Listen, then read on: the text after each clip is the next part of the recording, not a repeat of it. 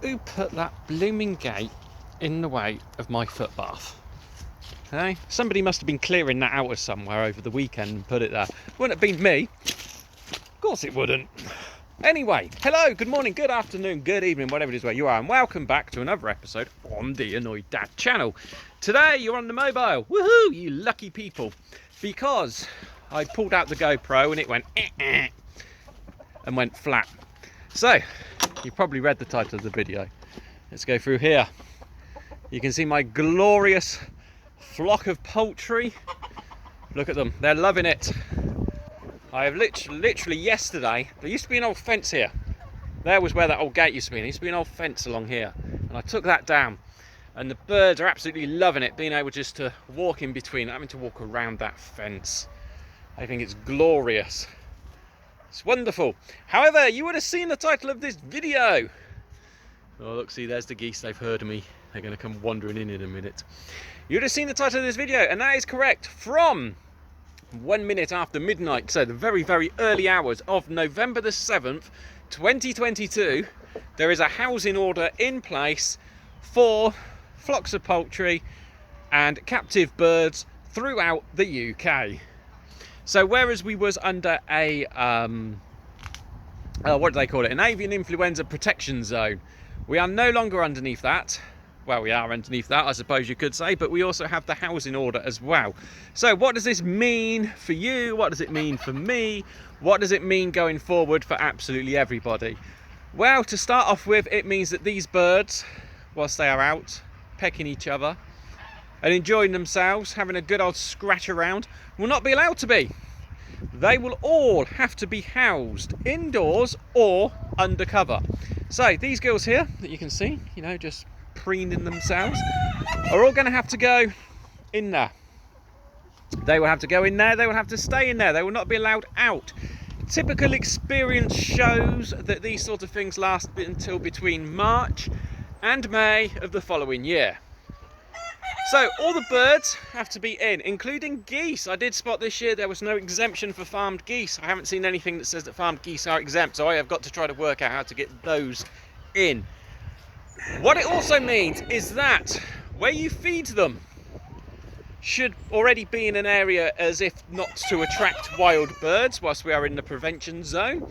So they are fed down here, and I monitor how quickly their feed goes and where it goes, and they are also fed from this one here.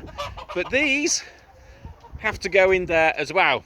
Get them undercover with the birds, because obviously the birds aren't allowed out, so it goes into there. The only way the birds will be allowed out into this area is if I cover it. Yeah, I can't see much chance of that happening at all, really, to be honest. But they were kept inside last year, and they managed to survive very, very well. And they will be kept inside again this year. The ones I am going to struggle with are going to be the geese and the ducks. So already we have started to move away the water. You can see that big puddle of water there. Problem we've got is that the water tends to stick. So just down the bottom there is a pond, and the water tends to stick and stay. But obviously I've got to get these guys as undercover as I can within the next week. Get all their feeding stuff inside so as they can be fed inside, and just basically go forward from there.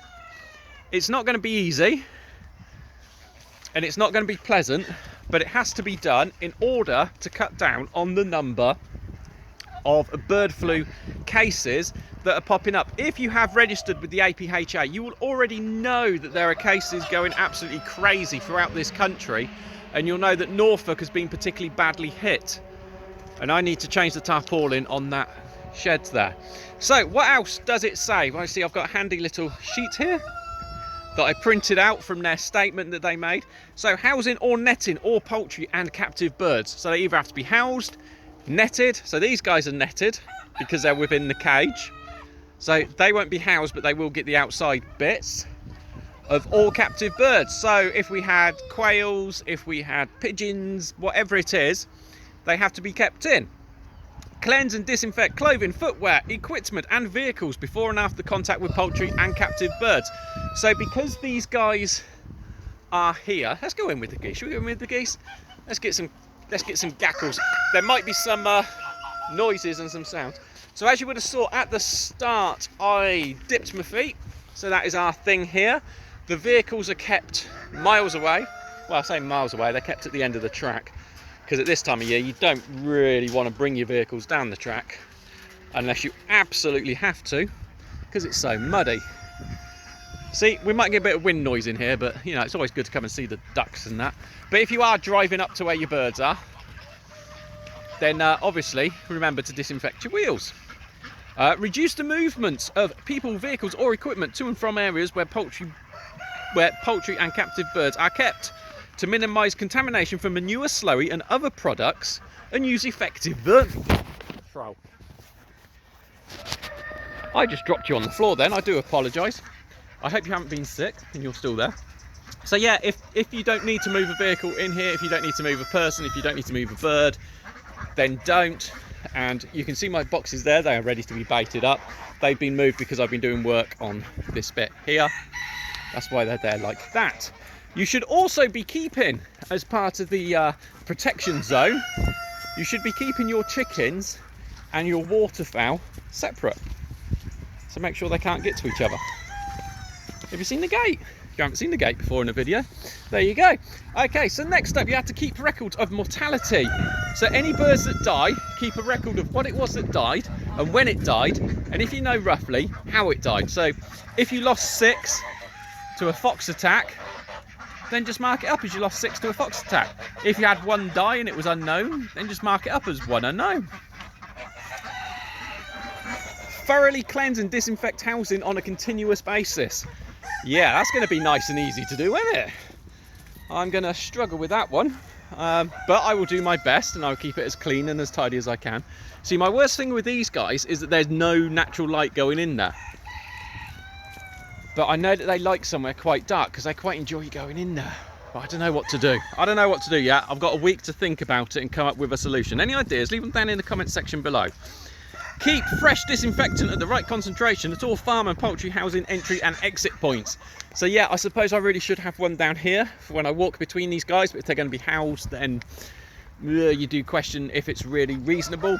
And because I've got such a small flock, do I really need to do it in between each ones, or can I just do it at the entrance and the exit?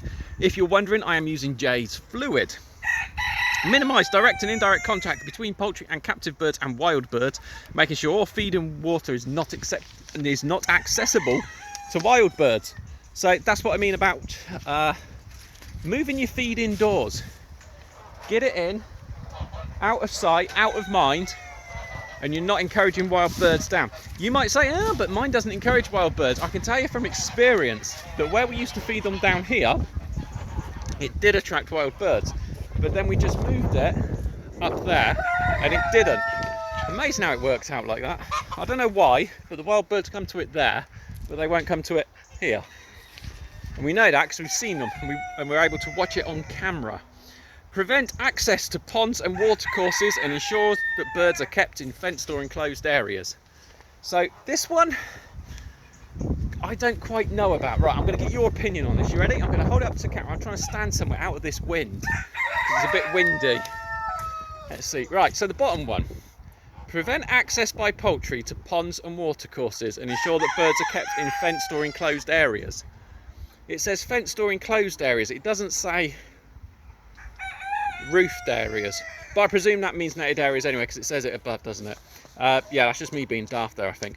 So yeah, that is basically it. That is the new orders on top of the old orders from the 7th of November 2022. You got to keep everything indoors. So it gives the ground a chance to recover anyway, and it also gives you a chance to get on with those jobs that the birds are in the way of doing that you haven't been able to get on and do. So yeah, we're going to be getting on doing them. If you have any questions, queries, comments, concerns, leave them down in the comment section below. And until next time, thank you so much for watching. I hope it's not going to cause you too much inconvenience, and bye bye.